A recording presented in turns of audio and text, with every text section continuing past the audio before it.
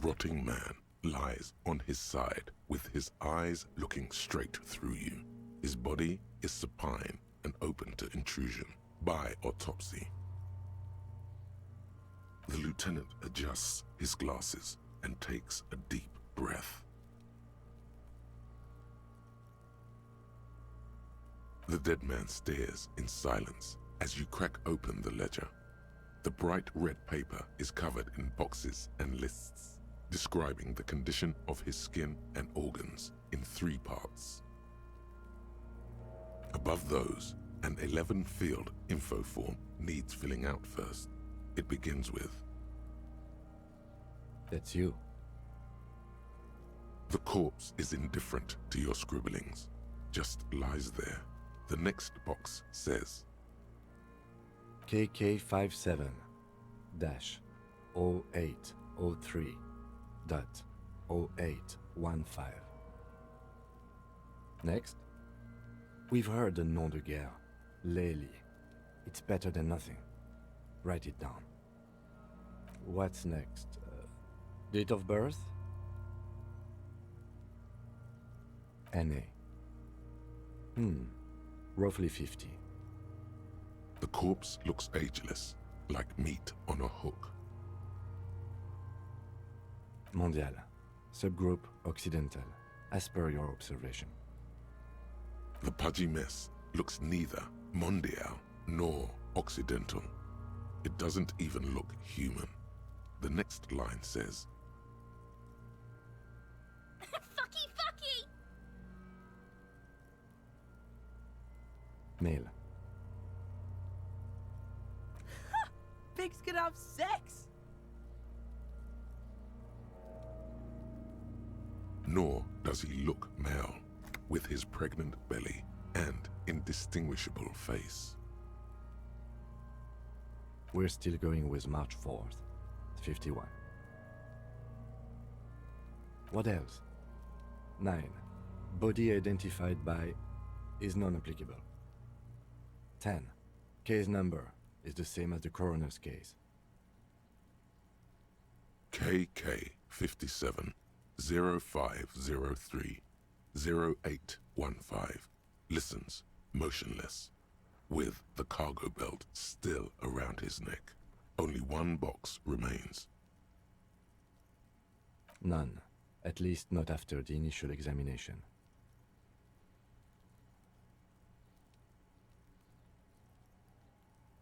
Interfering with the body's position or wounds post-mortem.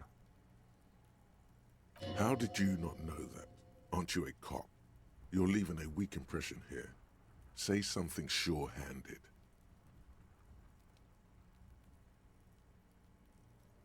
They'd have to have incapacitated and carried him over. This man was more than a match for untrained dockworkers.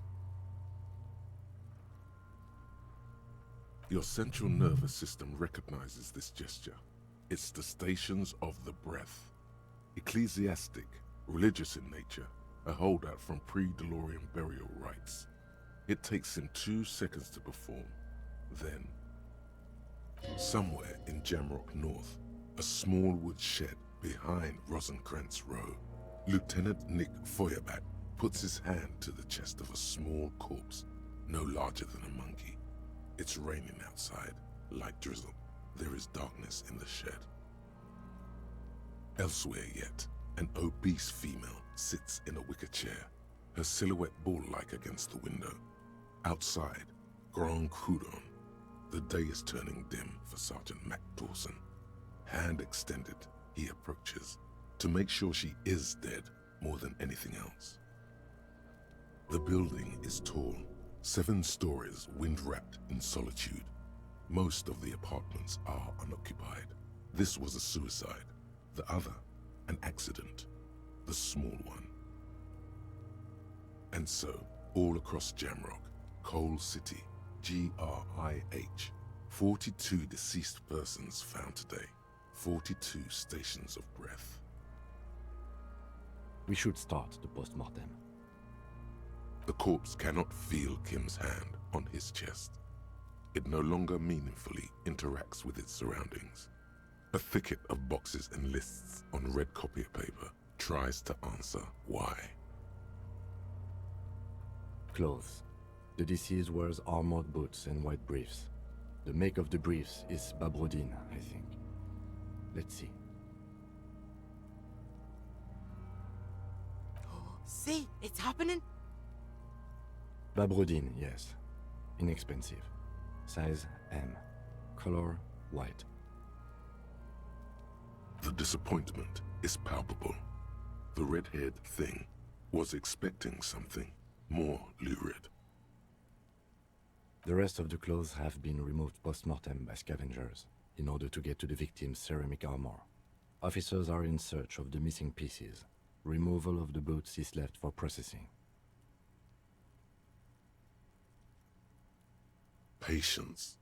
After the autopsy, before the body is taken away, there will be a window of opportunity. After the lieutenant has gone to sleep. I hope this has helped you, my liege. Tattoos. The upper torso is covered in a single, continuous tattoo, resembling a map of the night sky. It reaches from the right shoulder to the heart. The ink is blue and white. The assistant has a color photograph of the markings, to be added to the case files as document A1. The photo is taken on the scene, using a Trigat Mini. The deceased has a cargo lashing belt around his neck, tied with a hangman's knot. Color yellow. Length 3 meters. There is a buckle on the other end. Well-nourished, athletically built, measuring 1.8 meters. Generally consistent with age, about 50. Preservation is good. Ambient temperature, below freezing. Body hair is light brown. Distribution is consistent with age. The deceased had male pattern baldness. Hair is combed back, short.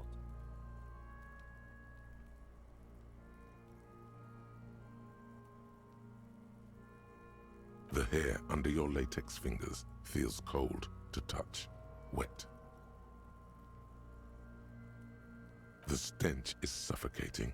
Strands of dark brown hair start sticking to the latex of the glove, like thread off a rag doll's head. There must be brilliantine in there. He's combed his hair back with oil.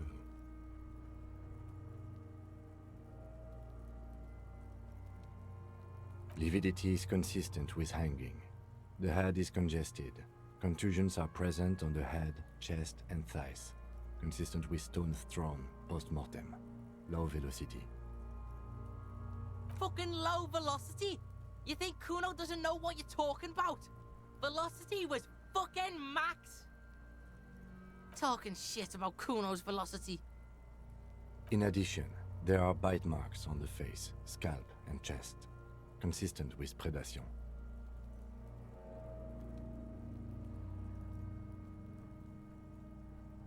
Ligature mark.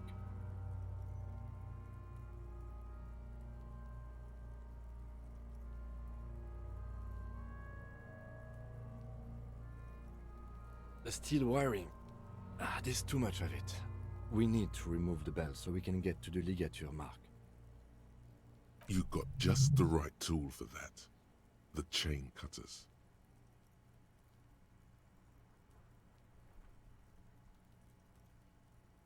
Always good to think ahead.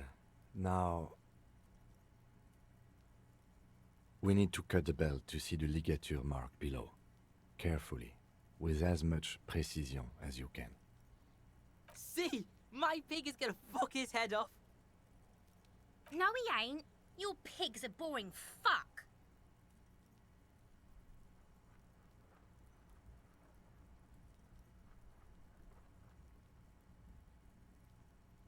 The belt is equally tight around the whole circumference of his neck, swelling over the edges like white bread rising from the east.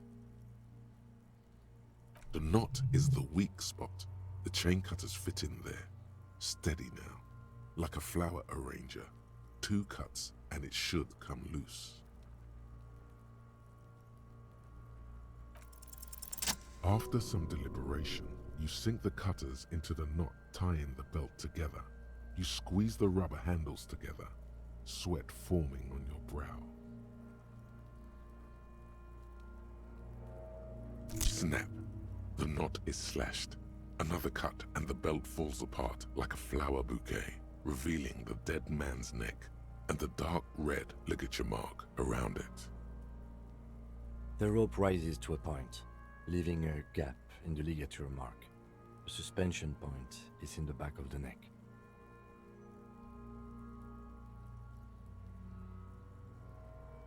As it ought to. This is where its grip on the curdled meat is gentlest, pulling up.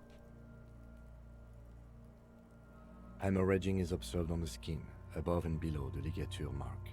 The mark is well pronounced, consistent with a drop from 1 or 1.5 meters.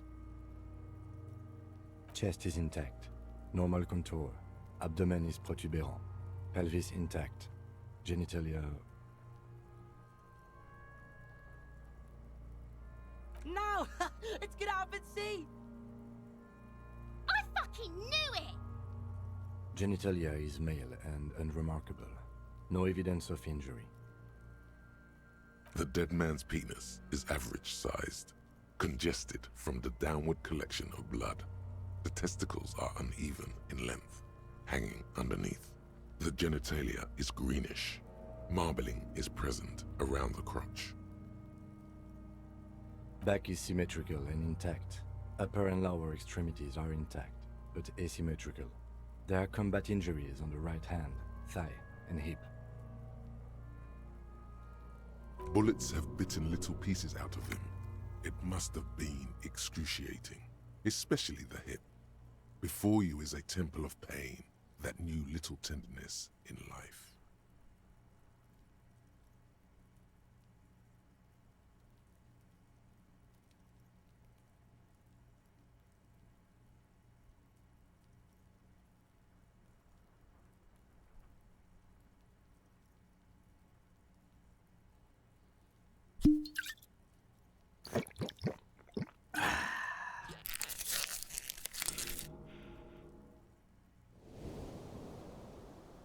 In addition, I see smaller, residual scars, too numerous to count, covering about 30% of his skin.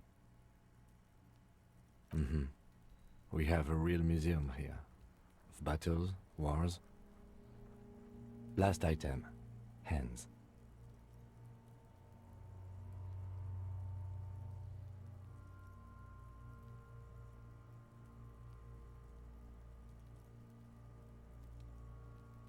His flesh is cold, icy. Pleased to meet you. Where are you from and what's your name? I'm only fucking with you. I know where you're from. From Cappadocia. And your name is Il Corbo. What can I do you for, Il Corbo de Cappadocia?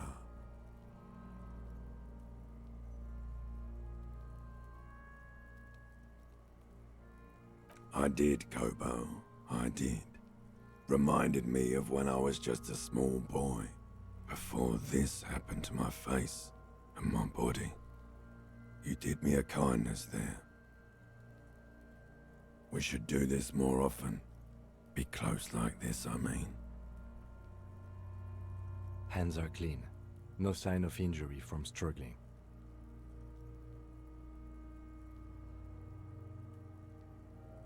I was. Maybe I'm just not seeing them. Honestly, this stench is making it hard for me to think at the moment. Ooh. That's all for the external. Well done. What next?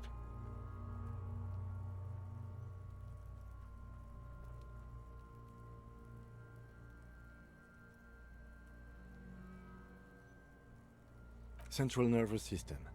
I have nothing. Do you have anything on this man's central nervous system? You don't even have a joke. Musculoskeletal. Purge fluid is coming from the mouth. Not injury related. Eyes and tongue protuberant. Hyoid bone. Let's see. With his eyes almost closed, the lieutenant puts his hand on the dead man's throat and begins to massage it, gently. A rotting smell erupts from the mouth. Purge fluid runs down his lips, black and viscous. You hear cracks as the lieutenant moves his sharp fingers inside the flesh, like the creaking of an old house at night. Yeah, jack that fucker off! The hyoid bone is fractured. The rest of the musculoskeletal system is intact. Unremarkable. Respiratory system.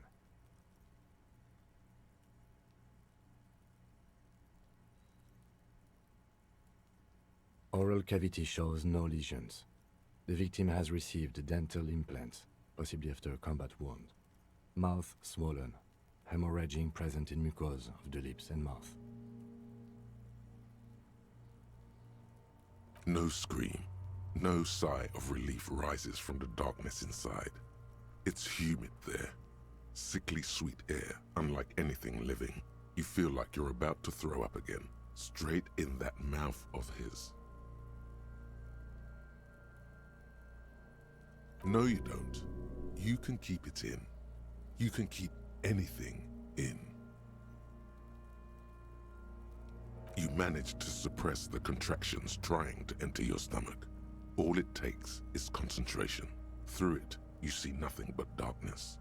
More meat and darkness.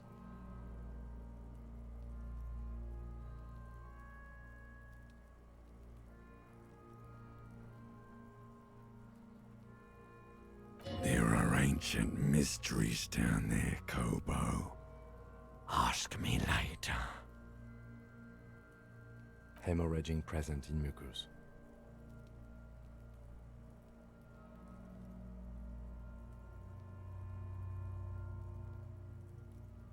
Hepatobiliary, NA. Are you a hepatobiliary expert? Neither am I. That's it. Same for toxicology and serology, NA. Unless you have untapped reservoirs of knowledge there? Like a toxicology screening? At this stage, I doubt processing will find anything, even if he was brimming with cocaine. But still, you should add a request.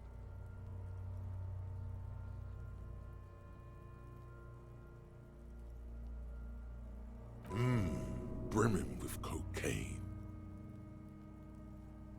Cardiovascular. The body exhibits heavy lividity.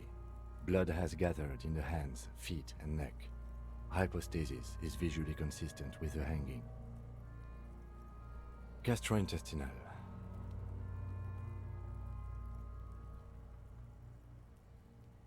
Digested semi-solid food in stomach. Voila.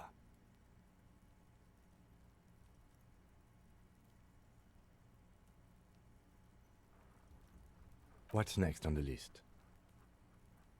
Let's see. We have bite marks, contusions on the head and chest, and a ligature mark encircling the neck. You'll need 3 fields. Leave a 4th one too. Be thorough if you want maximum results. Oh, so we inflicted them?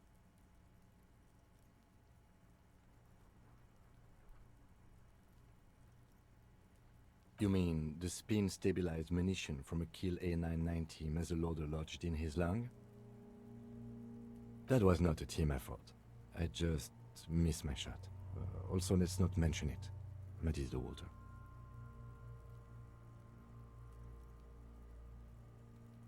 Injuries. Head, chest, and scalp bite mark injuries.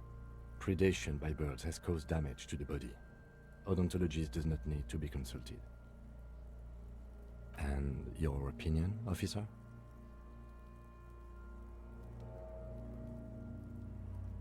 Agreed. Next injury? So, the scalp bleeds from a post-mortem head injury, a stone. The injury does not have the rim of an early inflammatory response. The perpetrator on the scene has confessed to causing it post-mortem. At maximum velocity, fucko! Has confessed to causing it at maximum velocity. Coagulated blood sticks to his scalp and chest. where the countless stones have hit the dead man. Beneath, the description of injury. 2 boxes. Right. Next.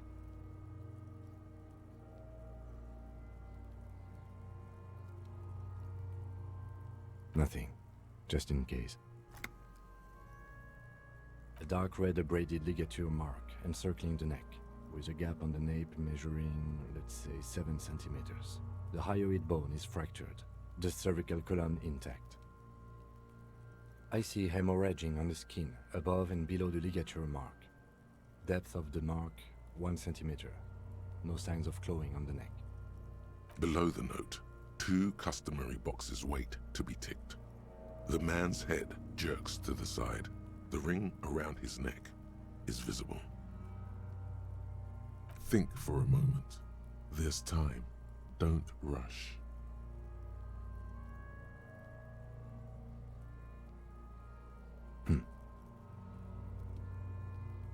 Why do you say that?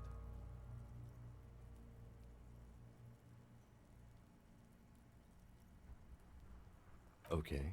Why don't you think it was fatal?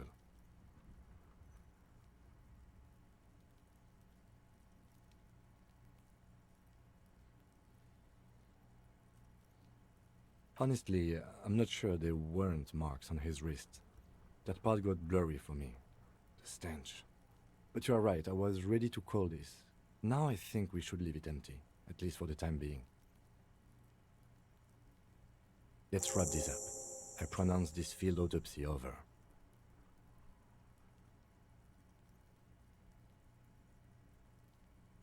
It was an irregular field autopsy. We did not establish cause of death, which is supposed to be the goal of an autopsy. But, personally, I do not see this as a parameter for success. We also requested a toxicological screening. That was thorough. The results should arrive in a couple of weeks, if we are lucky. I will not hold my breath. Then, given the state of decay here, I consider establishing the victim's ethnicity a minor success. We were thorough with the list of injuries too. We described them all in detail. What is there to say? Given the circumstances, it was a professional field autopsy.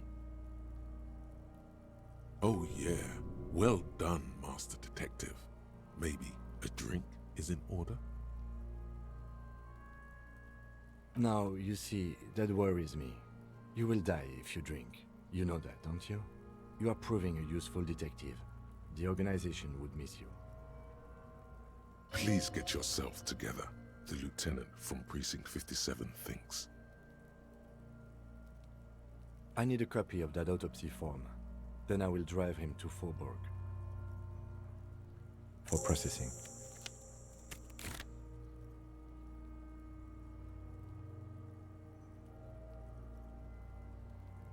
You tilt your head, also looking at the corpse.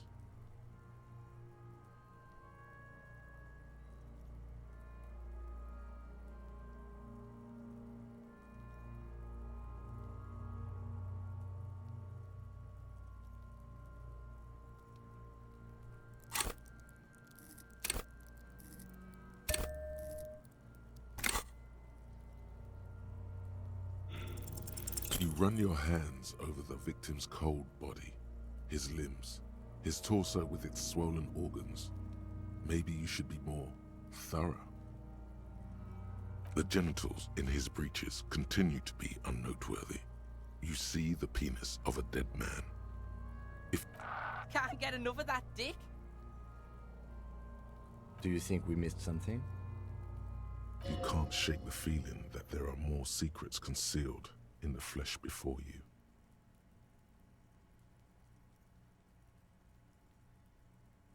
Okay, well, we are in livor mortis here. He is disintegrating. We need to refrigerate the body if we want to conduct another examination, and we need to do it fast. Hey, wasn't there a giant ice bear sarcophagus below that building? Why, yes, there was. It was massive, red eyes glowing in the dark.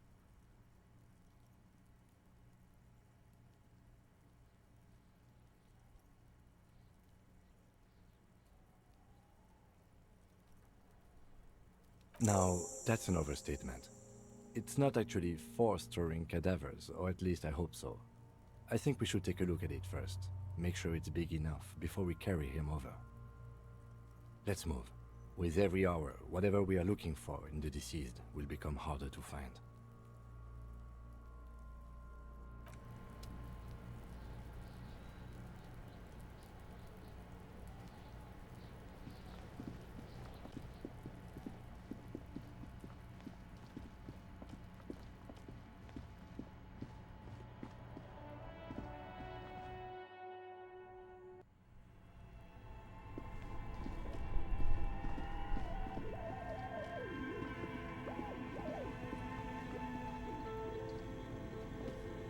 The bear's eyes are still glowing red, watching over all the ice cream wrappers hidden inside its belly.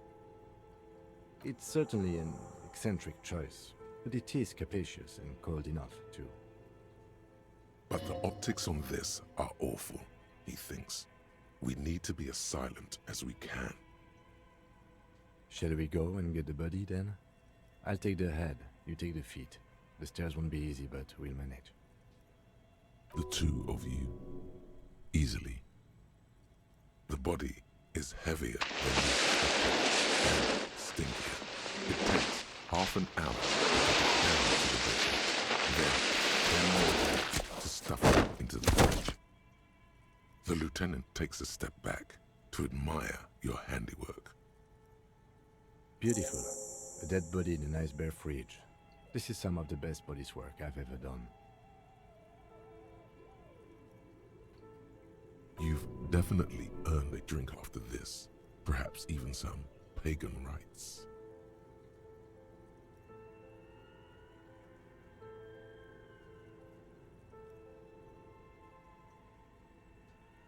Of course you don't. Look at that. What have we done? We stuffed a dead body in a nice bare fridge. This does not leave this room. He means it. He doesn't want to be the ice bear cop.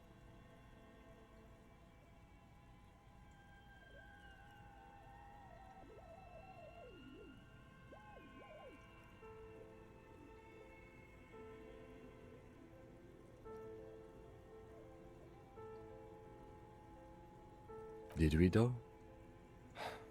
Okay, maybe we did. At least we've stopped the body from decomposing further. Now you can conduct another inspection under controlled circumstances. Inside the icy realm of the ice bear fridge, the corpse stands slumped, waiting.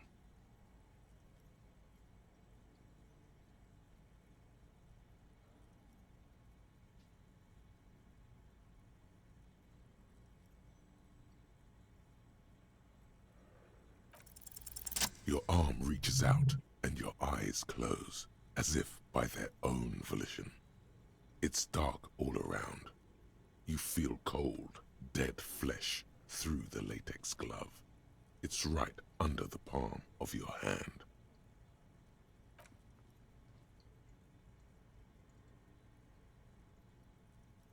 His face, his cheeks, his nose, his fat, swollen lips. Like a rubber spider, your gloved hand crawls on his features.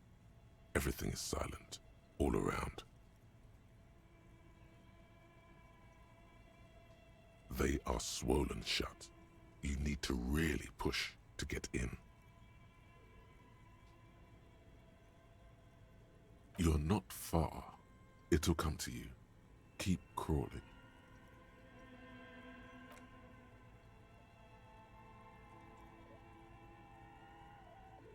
The oral cavity is cold and moist. A ball-like tongue attaches itself to the base of the mouth, lolling around like a scallop. You're on the right track.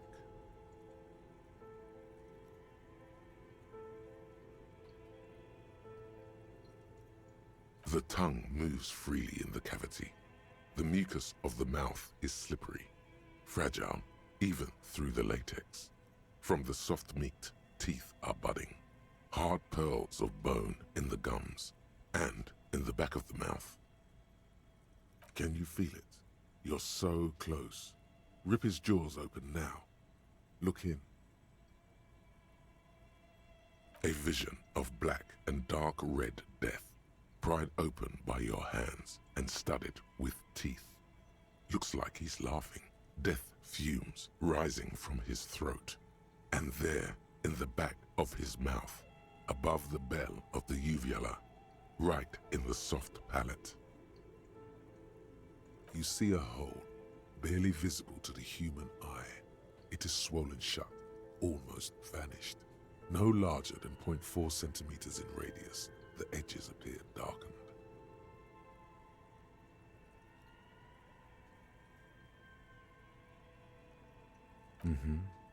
Keep going. A black trickle of liquid runs into his throat from the wound. Your index fits right in there. A tight tunnel of flesh opens up. Tissue damage. Wide enough for 2 fingers. As you push both in, you reach through his mouth, right into his brainstem. Yes, that's what this part is called. You've seen the drawings. You've studied them. The basal ganglia feels clumpy. What entered here has torn apart his reptilian complex.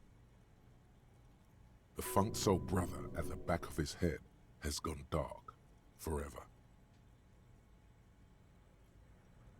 Your yellow fingers slide into the remains of the limbic system. There is no resistance. It's gelatinous.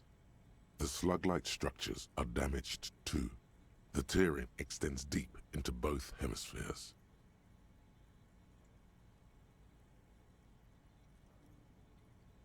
The lieutenant answers with the sound of his pen on paper. Your fingers are all the way in now, reaching toward the inside of his skull. The cavity goes further, but the entry wound isn't wide enough for the rest of your hand to follow. All the muscles in your body harden. Time to enter him.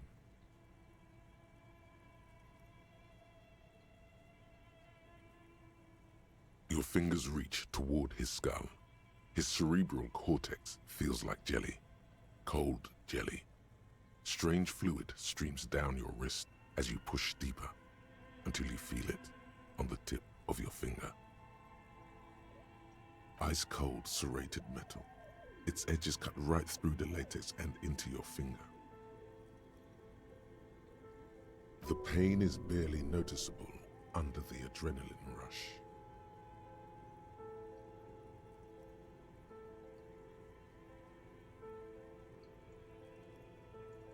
Can you get to it?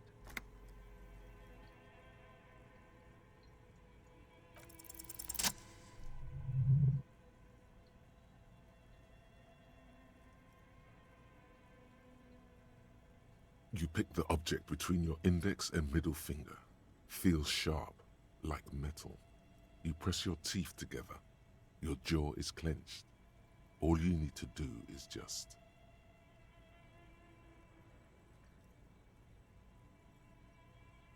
The inside of the head feels cold and smooth, like a glove. Sweat dripping down your brow. Careful not to lose the prize between your fingers. With a plop, your hand emerges from the mouth. The garden glove is covered in blood right up to the wrist. Between your fingers, a small flower, a blossom made of lead. A bullet.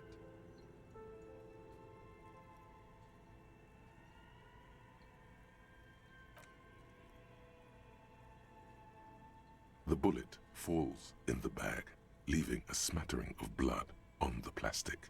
He raises the bag under his eyes and says, A non-calibre. Rifled. Some kind of brittle alloy. Fractured on impact.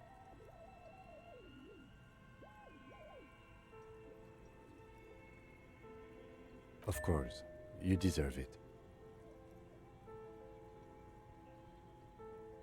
We need to add an item to the injury list. Injury number 4. Oval entry wound with an abrasion color. Soft palate, back of mouth. High velocity, temporary cavity in brain tissue, small exit wound on the occiput. How does that sound?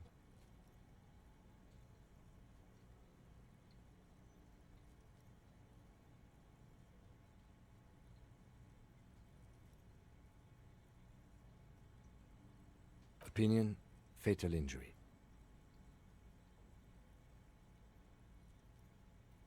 And one last thing. We can now fill in injury number 3. Ligament mark. Opinion, non-fatal. Post-mortem. Treatment. He's proposing the bullet was the real cause of death, and the hanging an attempt to conceal this fact.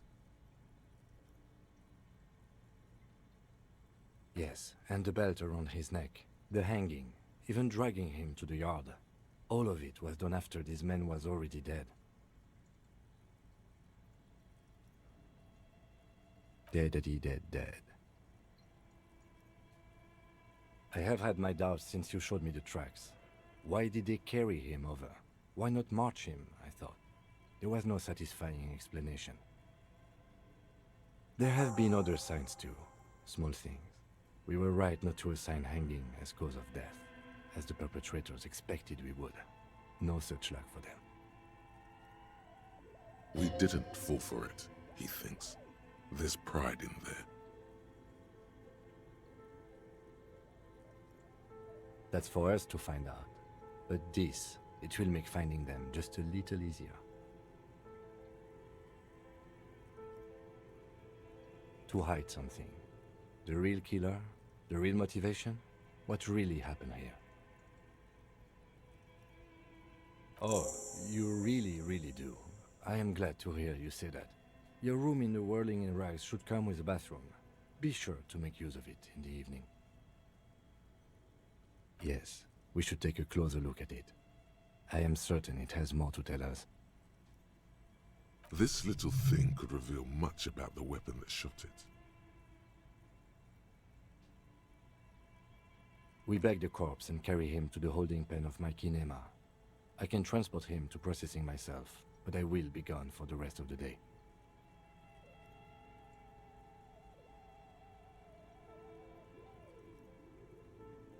Work on the case.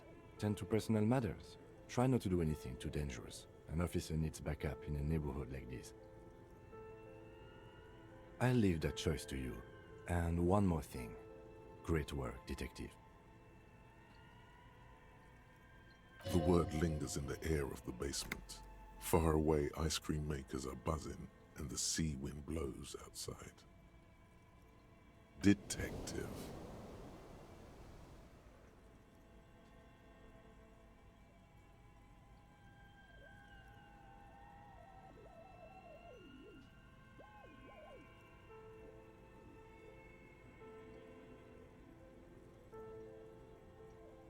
I thought we decided to leave it to processing. Let's not turn this into some kind of circus. Damn it. This is turning into some sort of mega puzzle.